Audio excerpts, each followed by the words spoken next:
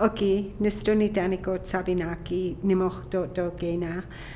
Hi, my name is Gabrielle Weasel Head, Lindstrom. I'm a assistant professor in Indigenous studies, and I'm from the Kainai Nation.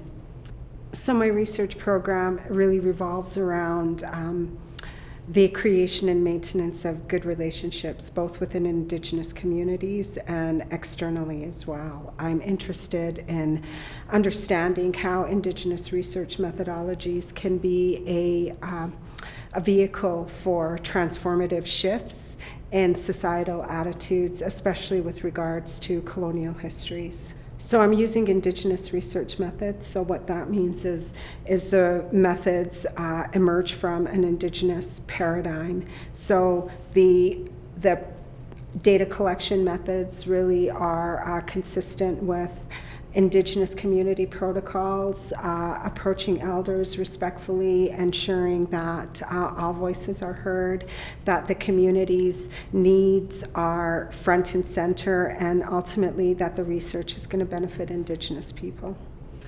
The thing about Indigenous research is that it is based in an ethic of inclusivity. So what is good for Indigenous people is truly good for everyone, because Indigenous people, whenever we sing our songs, whenever we pray, whenever we do research, it's always for the benefit of the entire world. It's never just for us. It's always for all of our relatives.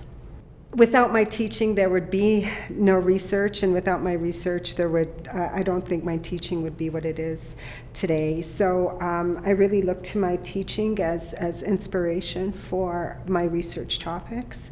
I bring my research into my teaching practice in really intentional ways. So the way that I teach is really based in evidence that demonstrates effective classroom pedagogies that are going to be responsive to all learners in really inclusive ways.